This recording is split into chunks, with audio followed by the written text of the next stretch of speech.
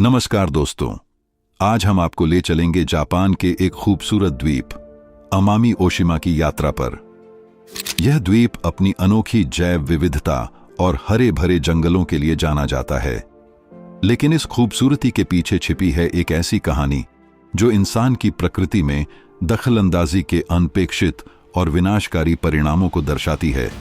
यह कहानी है जहरीले हाबू सांपों के डर और उनसे निपटने के लिए उठाए गए एक गलत कदम की, जिसने इस द्वीप की पारिस्थितिकी को लगभग तबाह कर दिया।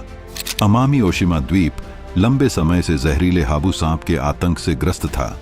ये सांप न केवल इंसानों के लिए खतरनाक थे, बल्कि स्थानीय वन्य जीवों के लिए भी एक बड़ा खतरा थे। इनकी बढ़ती आबादी ने द्वीपवासियों का जीवन मुश्किल कर दिया था। इस समस्या से निपटने के लिए जापानी सरकार ने 1979 में एक योजना बनाई। उन्हें लगा कि सांपों का प्राकृतिक शिकारी यानी नेवला इस समस्या का समाधान कर सकता है। इसी सोच के साथ जापान में भारत, बांग्लादेश और नेपाल जैसे देशों से छोटे भारतीय नेवले मंगवाए गए। शुरुआत में लगभग 30 नेवलों को अमामी ओशिमा द्वीप पर छोड़ा गया।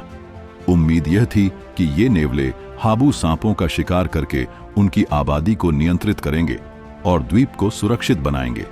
कागजों पर यह योजना बहुत अच्छी लग रही थी, एक प्राकृतिक समाधान की तरह, लेकिन प्रकृति के अपने नियम होते हैं और इंसान की हर योजना हमेशा सफल नहीं होती।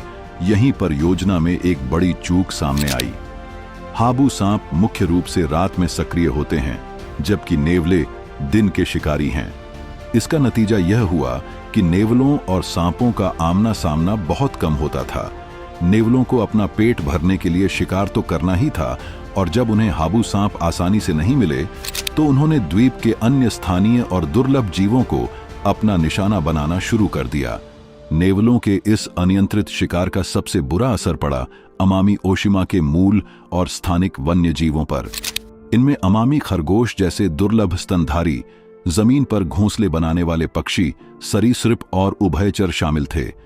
ये जीव नेवलों के आसान शिकार बन गए, क्योंकि उनके पास इस नए शिकारी से बचने का कोई प्राकृतिक तरीका नहीं था।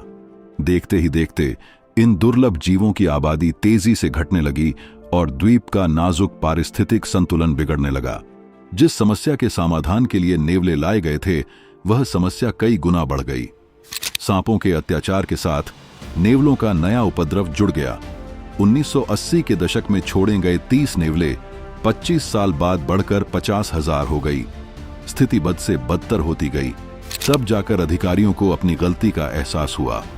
जिस समाधान को उम्मीद की किरण समझा गया था, वह एक भयानक भूल साबित हुआ। इसके बाद शुरू हुआ नेवलों के उन्मूलन का एक लंबा, खर्चीला और मुश्किल अभियान।